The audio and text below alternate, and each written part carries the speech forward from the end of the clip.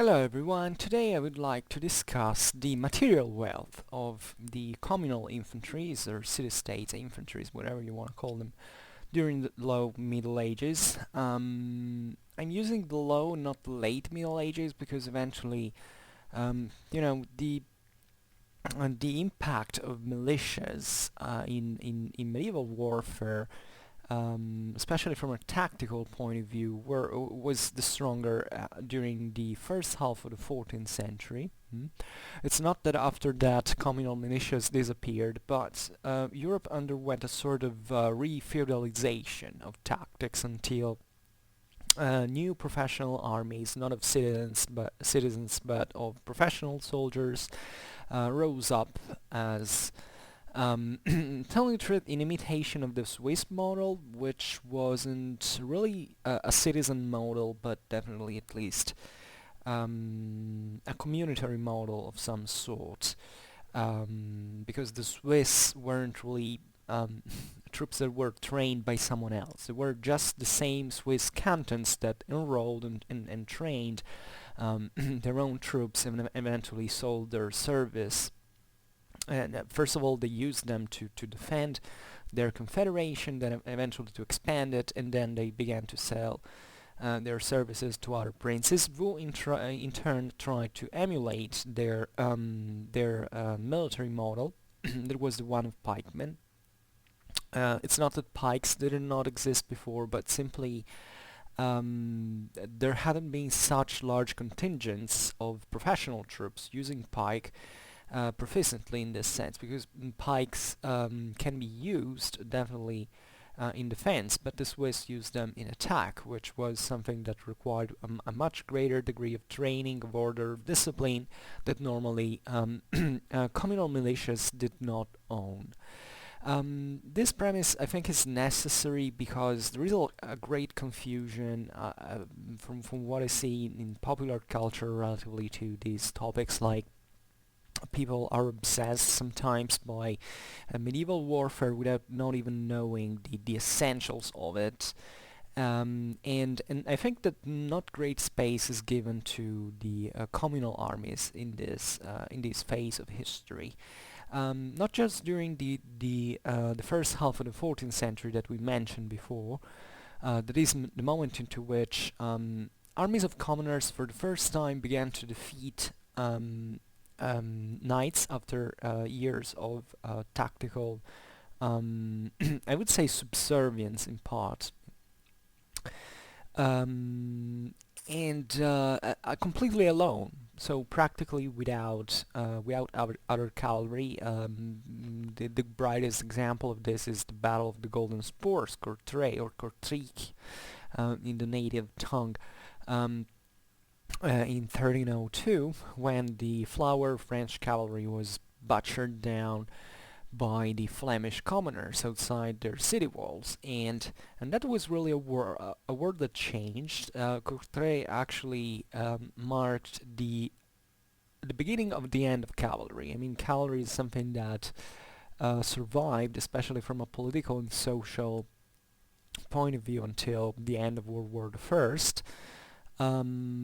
Cavalry really never died out even there before. Let's say cavalry is still used today in the military, especially in those by those military who stretch in mountainous terrains, like, I don't know, the Chinese, for instance, seemingly have cavalry that is still very effective in the mountains at the borders with other states where they believe warfare might outbreak. We're saying that cavalry is not something teleologically destined to succumb. Today, obviously, we have technologies that render cavalry largely useless, but there have been, even in Afghanistan, for instance, that is another mountainous terrain, a very actually effective use of cavalry, and even charges still, and just for saying that it's not really something that died out. But with Courtrai, we're not talking about cavalry as just a tactical element, but really as a socio-political system. So it was chivalry, the feudal system, And it took really a long time before cavalry died in this sense. From a tactical point of view, it's just with the repetition machine gun, automatic machine guns at the end of the 19th century that basically cavalry stopped being what it was. It took World War the First to basically acknowledge that, even if the same World War the First, especially during the first and later phases, actually saw substantial employment of cavalry. There wasn't just trench warfare out there. Um, But what I'm interested in is really showing, aside from the medieval knight, which is something beautiful. I myself have subjectively and irrationally much more sympathy toward the knight in a certain fashion. I mean, it's more fascinating, individually speaking, if anything, because he was conceived to be it's kind of the peak of professionalism in Western history, in my opinion, at least in terms of individual skills and training. But communal militias are kind of forgotten, especially in those countries where there was not a great urban development. So obviously Northern Europe saw a much less degree of communal development after that feudalism impose itself, but there were certain areas, chiefly that we mentioned, like the Flanders, central and northern Italy. Other areas were like northern Spain, southern France, the Rhine Valley, and generally speaking, communal armies are something you can find basically everywhere. Everywhere there was a city, practically, and you can still look at these armored infantrymen still from, not even from cities, but maybe from rural communities that definitely also won their days during the first half of the 14th century against their feudal masters. But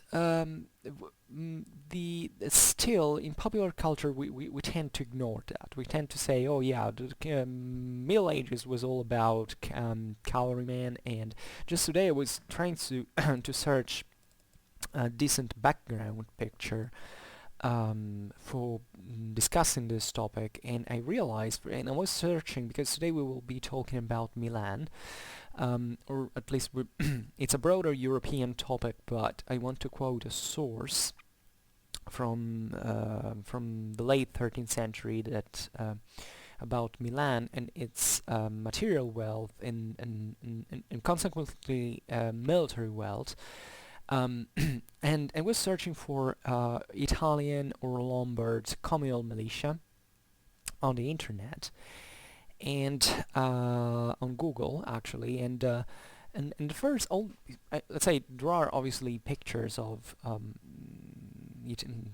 communal Italian militias from, say, the 12th or 13th centuries.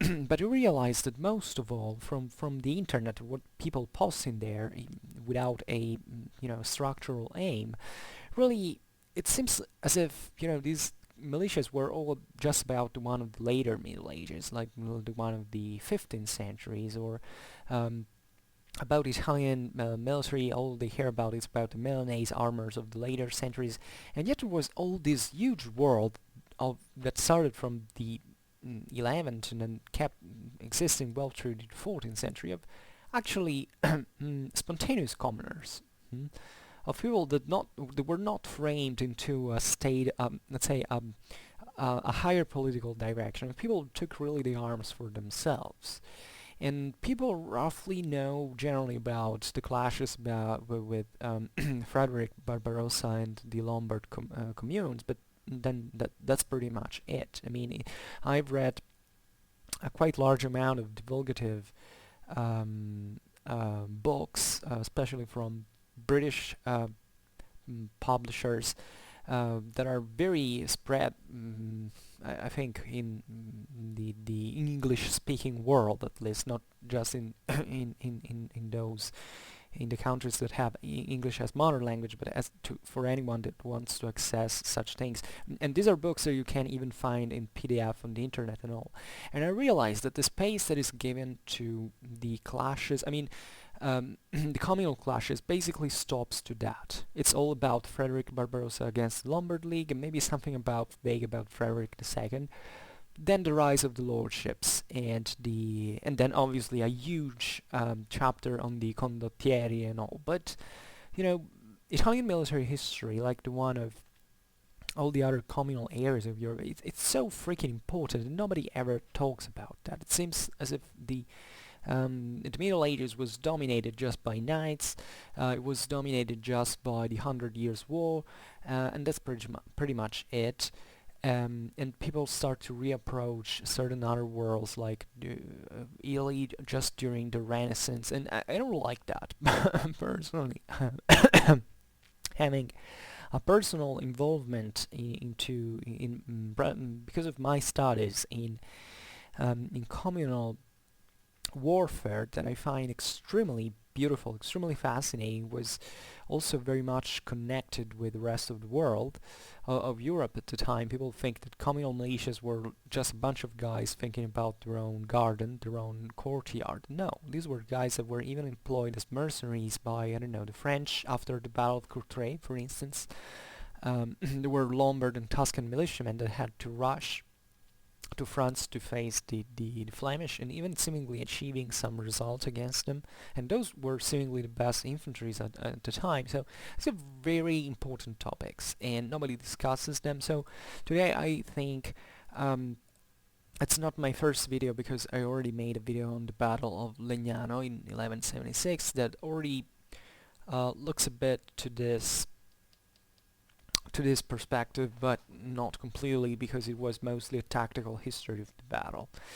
But as you understand from the title, and as I premised, today I would really like to stress one point about the strength of communal infantries. Their material strength. I mean, the idea that these guys were actually quite well off to equip themselves in a fashion that allowed them to be tactically effective on the battlefield. So the when we think about the European victories, I'd say the victories of the European commoners against feudal cavalry in the first half of the 14th century, we don't have just to think about tactics, the strictly military aspects of that, as if those were disconnected from the politics, the society, and the economy of the time. Because actually the only way you can understand military history is really understanding politics and society. Otherwise, let's say the military event alone can be definitely instructive, but you're gonna miss too much about that if you don't consider the rest. So the victories of the European commoners in this time were actually victories of a new way of organizing the work, the production relations, and definitely the usage of certain technologies that were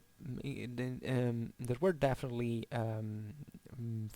fastly accelerating, let's say, in their progress. And it wasn't really a technological thing in itself, but I mean technology as techniques, like, I don't know, for instance, siege warfare.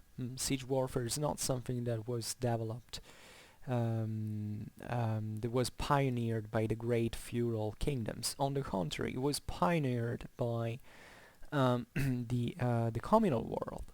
There is this prejudice, for instance, that since we mentioned Frederick II before, that Frederick II was this enormously powerful guy with the Kingdom of Sicily, the Holy Roman Empire, at least parts of Germany, and other possessions scattered, and even parts of the communal Italian siding from his side, and therefore this huge power that definitely he had. But at the same and in this sense, we also, because of his scientific knowledge, I made a video about Frederick II as a man of science. I don't talk.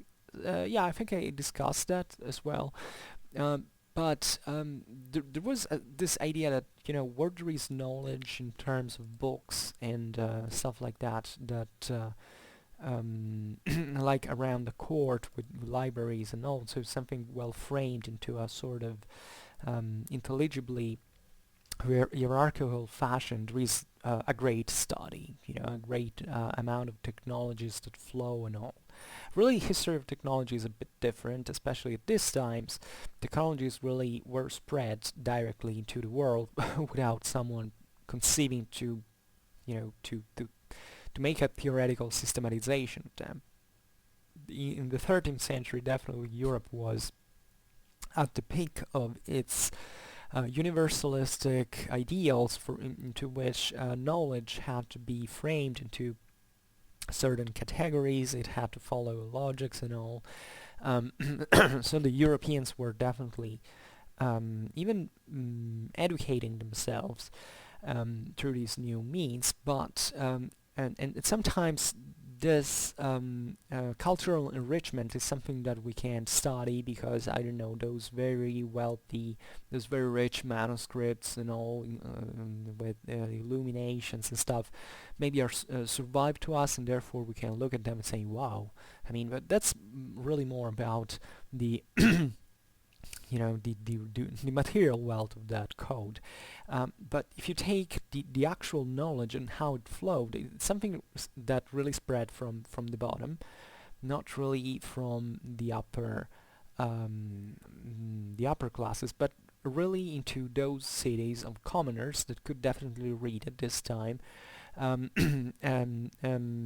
a great technological books were taken from the East and read not because someone, was completely unaware of that, and they look at it and said, okay, let's bring it into the West because we don't know what it is, and then maybe we will figure out how to apply this knowledge. No. The great enrichment, cultural enrichment of the West through the Eastern manuscripts already at this time, but also during the Renaissance, was not due to an active fallout of that the contained knowledge of those manuscripts could could have on the local communities. It was the same local communities that were already enough educated to require that knowledge, to actively go pick it, knowing what it is, choosing it, and applying it. And this is how it happened for, I don't know, Trebuchet. Trebuchet are first developed in northern Italy, because that was the most advanced place on the earth at the time.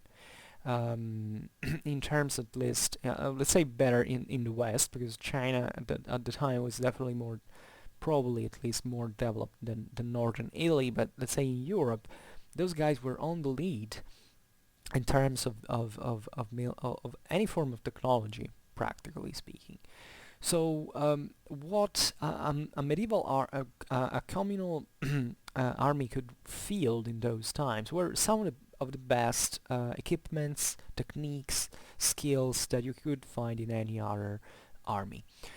There is, telling the truth, not you shouldn't stress really this difference. It's not that there was a scalar difference between, say, a technological edge that made the difference in practice. Technology is important, but it's never the key to victory. You know how to use it, and that is something wholly different. Even the French, that this time were quite heavily involved into Italy and had a very strong partnership, especially with Tuscany, and you can see that clearly because of the Tuscan Provençal military equipment style. Were definitely pretty much advanced. I mean, the French army was the most powerful in Europe at the time. They knew how to wage war everywhere, and with even there with the best machines and all. But simply the the real origin of knowledge was definitely northern Italy. What I wanted to say about Frederick II is that, in fact, relative to Tuscany, there are certain weapons that basically start to spread, like in the Angevin kingdom of Naples and in France, through the Tuscan link, through the Tuscan connections, including the Pavese, for instance. There is something that wasn't created in northern but in central Italy, and relatively to Frederick II's might and powerful, there have been historians who have reasonably argued that wasn't really true. As a matter of fact, Frederick II armies weren't that good in sieges. The Lombards were better at that. So even the Kingdom of Sicily, in all its might, in its political structures, in its cultural advancement, couldn't reach, couldn't keep in. Basically, it still lagged behind what was happening to these autonomous city-states of the north of the peninsula, and even suffering of that because, in fact, certain Swabian sieges weren't that successful in practice. And it's a matter of resources, what you can have. Um, and, um, and therefore the cities, and especially certain cities in particular, produced a huge amount of resources, mostly of weapons, and especially they produced that on large scale. That is something that you don't find in the rest of Europe so easily, because normally commoners, I don't know, in Germany, in France, in other areas, usually um, built their weapons, of course, also for selling them to someone at a certain point, but that maybe was a regional scale, a local scale market. Um, Certain cities of Lombardy began at this very time to basically produce weapons literally for all of Europe. Like if you look at metallurgy of this time, there's a beautiful book that is if I'm not wrong, the title is the medieval knight and the blasting furnace, something like that. It shows that practically it was just Lombardy that exported on an industrial base weaponry all over Europe. There were obviously smiths everywhere, but in Europe, but they had a much smaller network, and the wealth of cities like the one of Lombardy was reflected in turn for their own equipment in practice.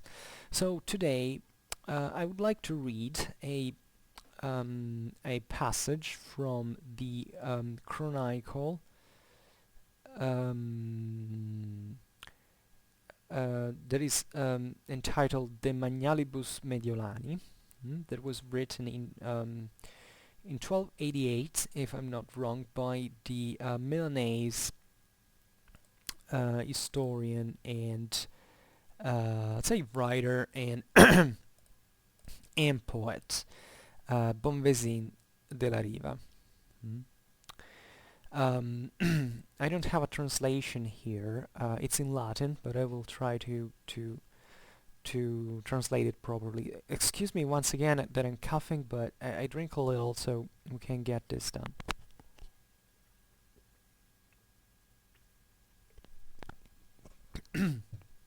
I don't know why after dinner I have this freaking problem.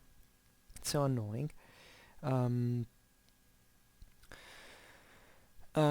so he says something like this: if you want to know, and I'm quoting here, and quoting and translating at the same time. If you want to know how many fighters can, and he before a premise I have to do. This guy is magnifying Milan. So he was a Milanese himself. The Milanese had at the time a very strong municipal civic pride. They were the guys. Bonvesin was born seemingly in the 40s of the 13th century, and he died in 1315. So a guy that even lived a lot for those time standards, and he therefore lived in his youth still with the wars of, at least when he was a child, with the wars against Frederick II, and then saw the rise of Milan. That that when the Hohenstaufen got extinguished, practically, it's not that wars stopped in Italy, all the way around. It's the other way around. Um, but let's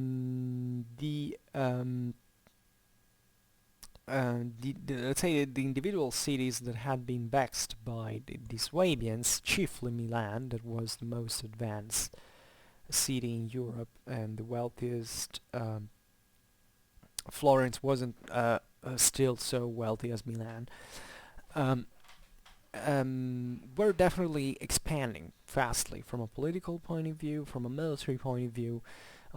So it was really the death of Frederick II had been their great victory, their final say we made it, kind of, we made to stand against the emperor. We won because we are the Milanese, because we have our civic pride and sense of duty and all these things.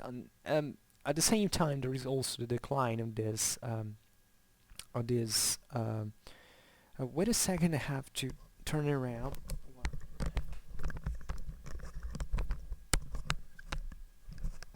Here we go. Excuse me, I was just technical problems. Another one.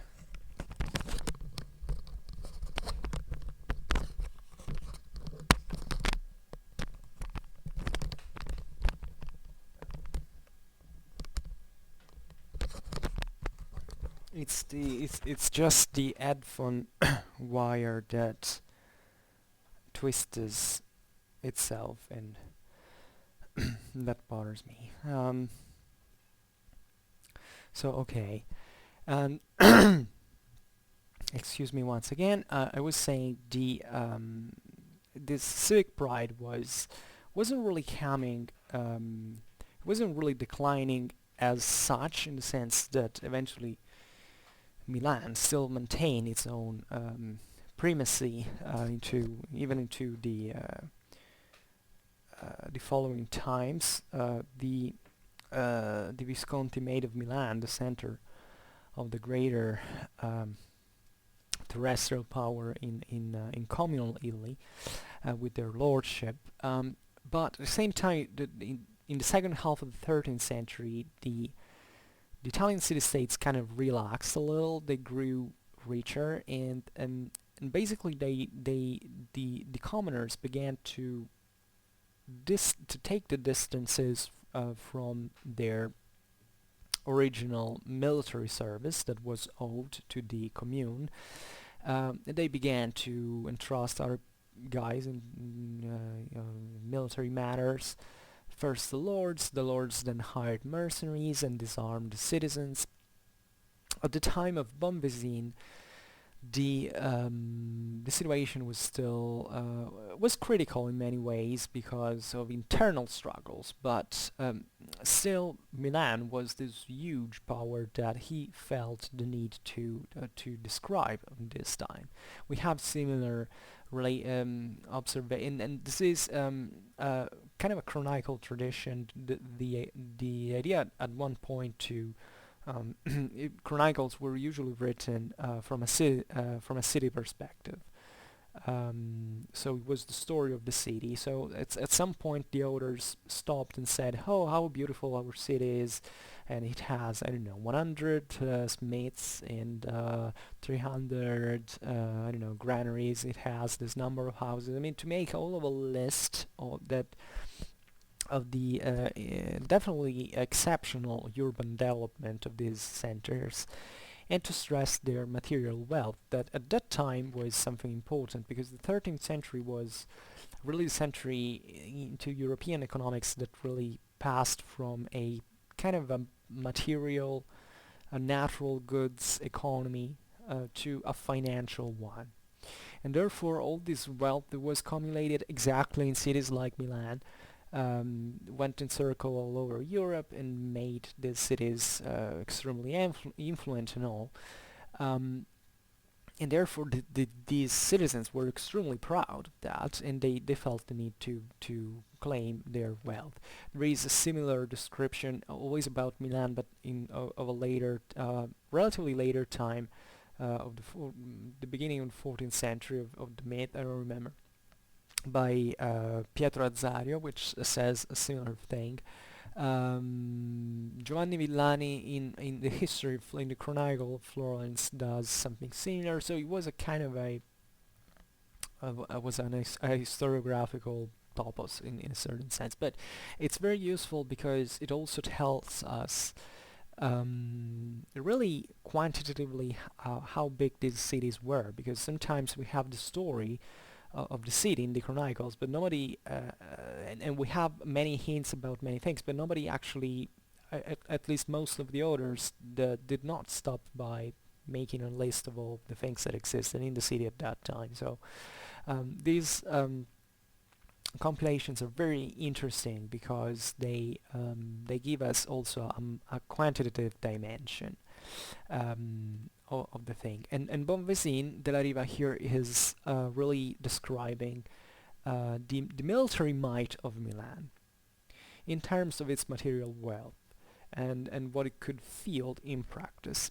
So it says something like that. If you want to know how many fighters can there be in a war, so refer to Milan, know that in total there are more than 40,000 men in this city, each capable of handling a spear or a sword or another weapon individually against the enemy. I stop every once in a while to comment. This is amazing what he's saying. It says there are 40,000 men in this city, that each one capable of handling a weapon individually against the enemy. What does this mean in practice? It means in practice that, according to him, obviously Bonvesin is I can't say exaggerating, because these numbers are really compatible with all we know really about the military capabilities of Milan. They are theoretical in the sense that Milan would have never fielded a 40,000 man army, because it would have been too expensive. But Bonvesin knew that theoretically that was possible. These guys were mercantile republics essentially, and they were very cautious in spending too much at once. Even war was something extremely costly, was done in this sense at I can't say, let's say, trying to save and not really investing all your resources into a military enterprise that can also turn out to be disastrous. So it was also something clever. But an army of 40,000 men is something huge, really. And this was only one city that could field that. And I think that is not really counting the guys in the district, because which he does afterwards, and we will see that, because it was not just about Milan in itself that really could put up this number of men, but also the guys of the surrounding countryside that was subjected to Milan. And what he's saying here is that I find more interesting is that these people could individually use a spear or a sword or another weapon individually against the enemy, which means that these were not really guys brought up, in the field to make mass. In all medieval armies, as in all other armies, there is a kind of tricking from all sides in putting, especially in the rear, a lot of people who maybe are not even armed or armored, just to show that there is something behind. And everybody knows that if the enemy manages to break into the first lines, that are usually the heavier ones, those who are in the rear will simply flee because they cannot fight. But that is a bit of cheating, because maybe with the shouts, with the incitations, that can also scare off the enemy. Just the sheer quantity of people, even if they're not armed. Here the guy is saying that all these citizens can technically engaging the enemy individually, so not even in collective formation but as single fighters, which is it's just a statement. We don't have to take it as something necessarily true. But if you really see, I don't want to get too long into this, but if you really see the degree of militarization that still existed into these communities, you realize that at least someone could really use such weapons. They were not professionals, obviously. We're not talking about 40,000 professional soldiers. We're talking about 40,000 commoners that, however, can engage the enemy individually with their spear or sword or other weapon. Which is something that everybody can do as long as there is a good reason for taking arms. Because always remember that in military history it doesn't matter what you have in your hand. What it counts is how bad you want to kill the guy in front of you. And that is what makes the difference. Moral resources, not really weapons. And modern people are obsessed with weapons. And I'm terribly saddened by the fact that a lot of approach to medieval warfare is just about what kind of weapons did they use, because that's the modern guy, the average modern guy cannot reason in other terms than technology in practice. Then Bonvezine goes on. How many knights can this city deploy practically? I can't say it because they are more than 10,000 men. Okay, and maybe here I'm not translating well, it's not knights but really cavalry. 10,000 cavalry practically. Considering both the city and the city district, so the countryside, and this number could easily be present for the order if the commune basically orders it to go with war horses. So this is very interesting too, because 10,000 cavalry is actually pretty big. And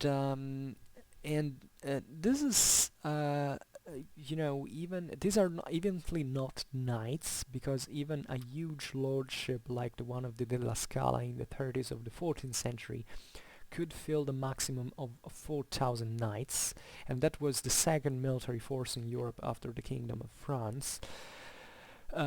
So these are not evenly knights, even if it's a theoretical number. So these are guys that can mount up a war horse, not better specified. And if you consider that also in terms of, it is true that though that compared to the 4,000 citizens, this guy is stressing now that 10,000 cavalry can be collected between the city and the countryside. So it would be interesting to know how many men could be raised actually between the city and the countryside overall. But definitely 10,000 cavalry is too much.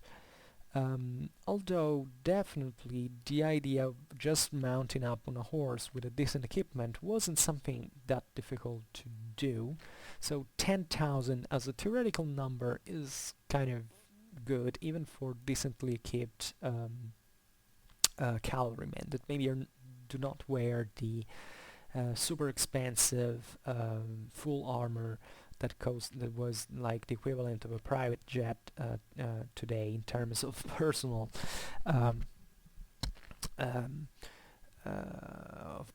resources, of private resources, but it's still a number that can theoretically be put out there as realistic in theoretical terms.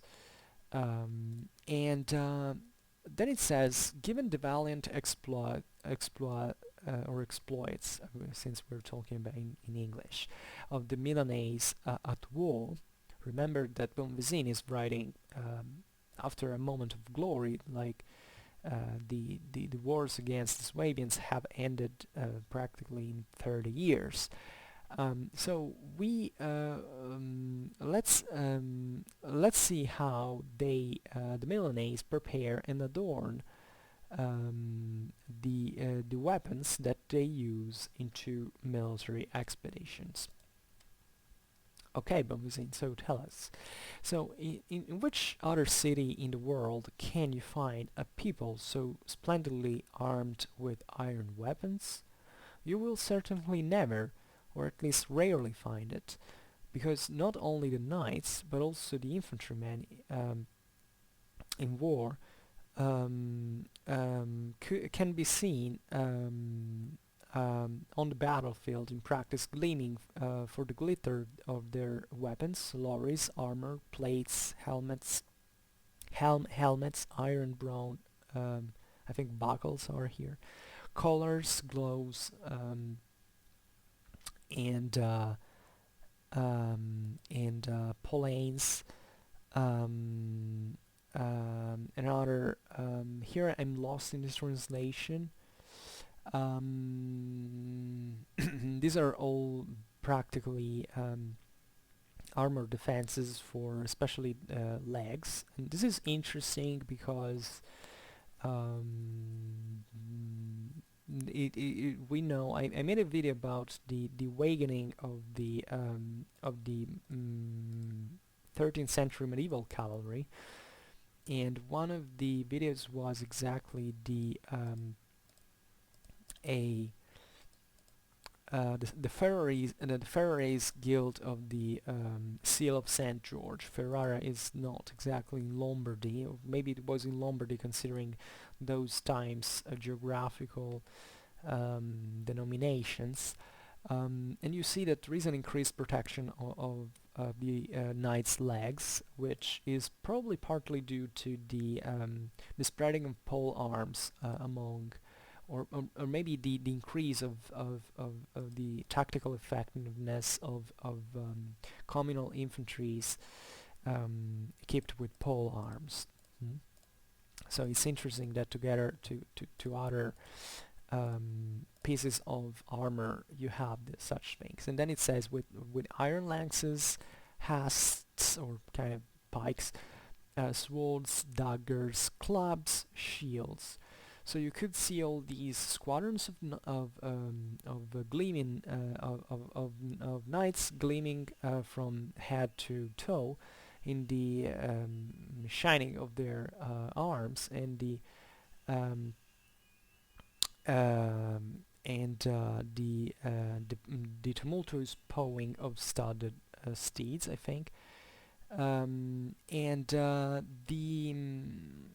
here I'm trying, sorry, because I've got to translate in the meanwhile. Nor you have to be amazed, to be surprised that our fellow citizens there are men used to honors and that deserve the palm of among all the other people for courtesy and liberality. These are very important qualities in the time. In time of war, they are essentially happy of wearing good arms and of their cavalry that is the best trained, which I really don't think so, of all the other people.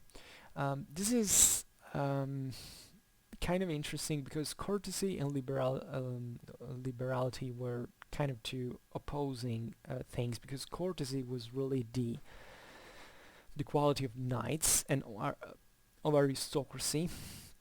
So the commoners weren't really very happy about aristocracy. So although in Milan specifically, although it was such a powerful city because of its commoners' infantry, actually it was never a popular government. There was always the bishop, the aristocrats, and the commoners as sort of balanced force to which the people actually never rose to power, like instead it happened in other areas also close to Milan. And liberality instead is it's really meant in the Latin way of the term. It means, broadly speaking, sort of generosity, sort of magnanimity, but it also hides the concept of freedom, in terms of freedom against tyranny and against the imperial rule from their perspective. Here it says, I know, well, I translated badly. It's not that they were boasting to have the best trained knights, because they definitely knew that they hadn't. The best knights at the time were the French ones, then the feudal ones. But here it says that the Milanese were so proud of having beautiful arms and well-trained cavalry.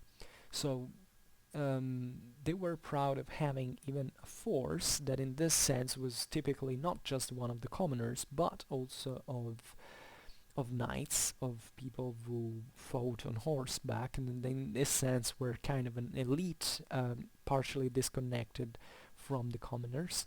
Also, the commoner class was socially segmented at the point that the guys at the top had definitely were still commoners, maybe by law, but they had to provide their own knight service, cavalryman service, or maybe paying for it for the commune.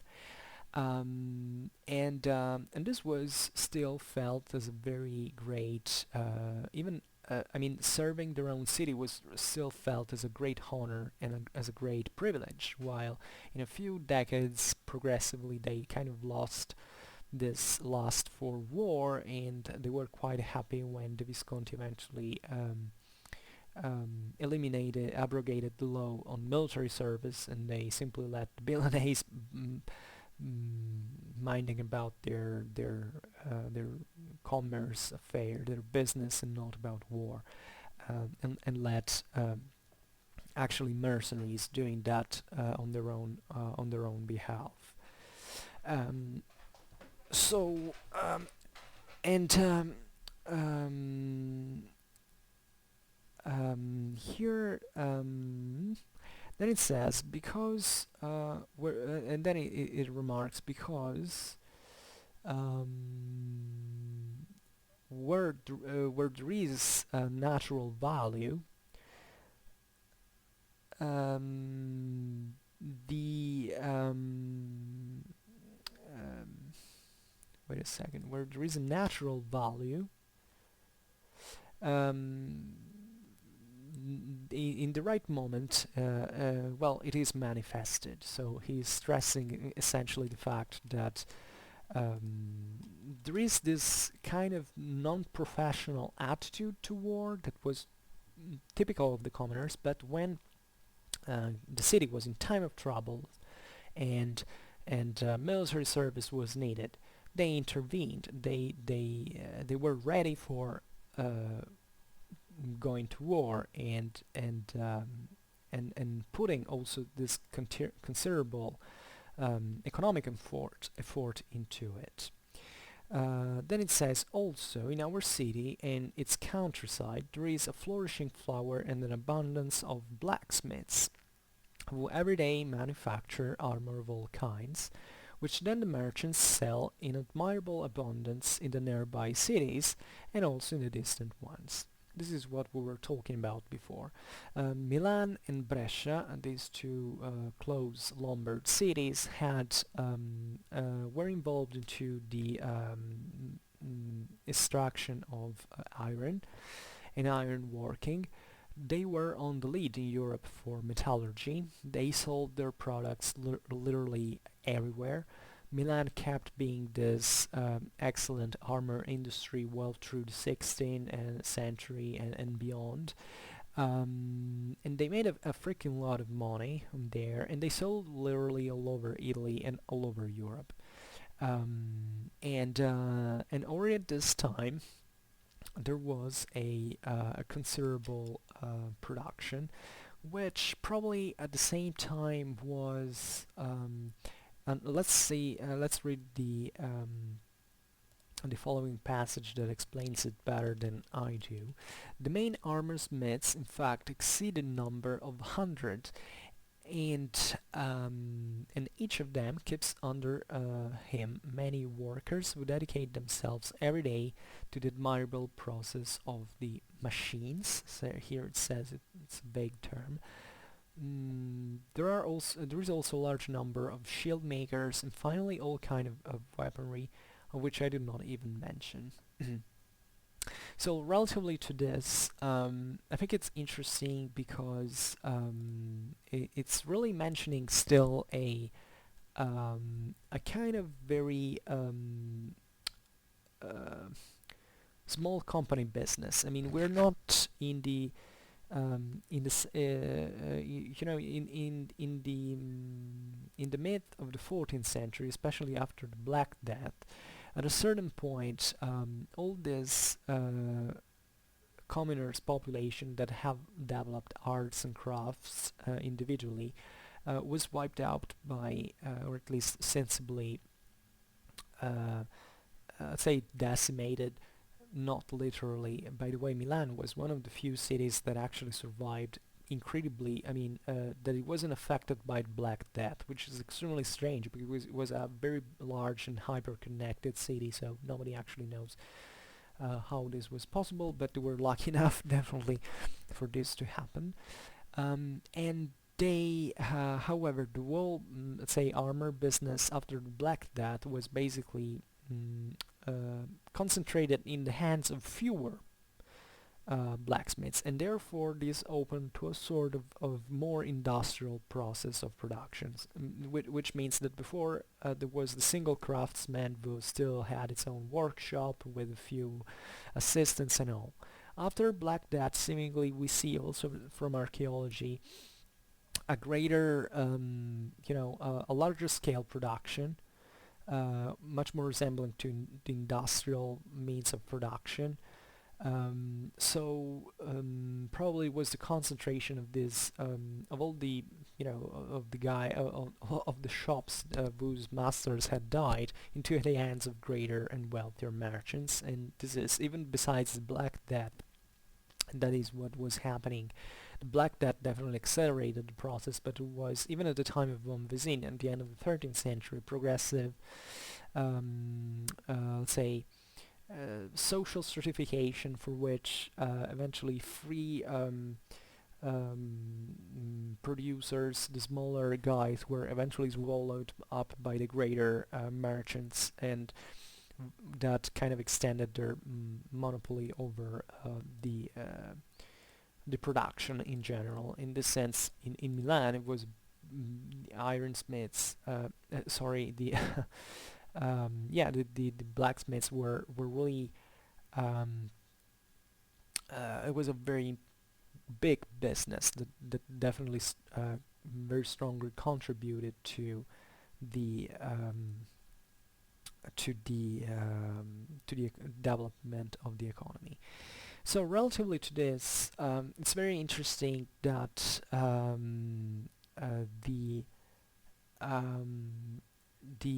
wanted to make this premise, that is essentially the fact that communal armies were really just made up by commoners at all.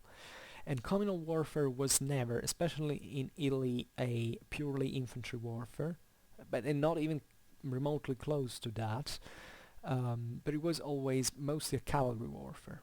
So infantries were always in support of cavalry, and actually in Italy, in spite of their development that during the 12th and 13th century was the greater in Europe, they didn't make it into the 14th century to basically autonomize themselves from the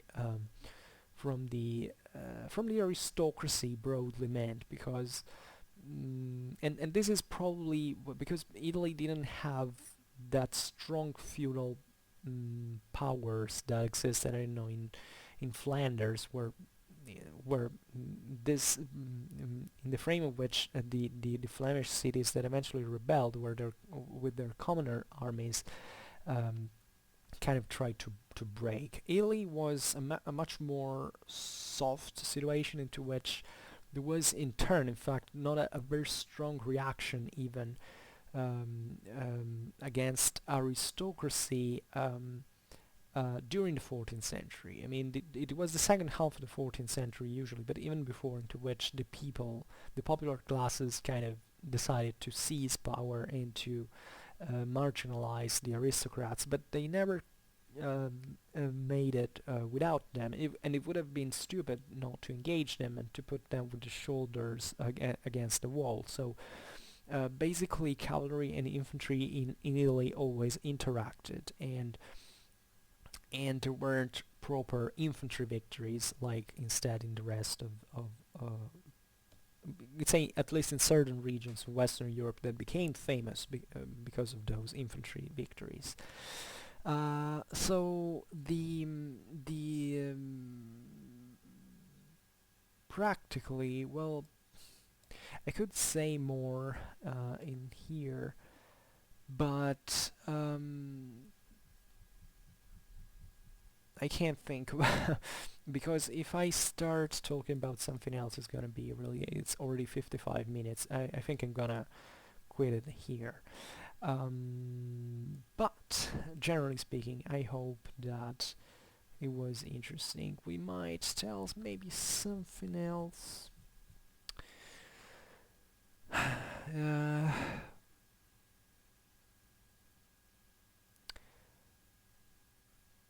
Well, let's leave it aside for now. Okay. Well, I hope that you enjoyed this video. I'm sorry about all the coughing, all the pauses, all the translation problems and all. I just hope that you liked the video in itself. And if you did, please share it. Otherwise, leave a like or leave a comment. Or dislike if I deserve a dislike, or otherwise subscribe to my channel and to receive further news about my contents. For now, I just thank you heartily for listening to me. I wish you a nice time and see you next time. Bye.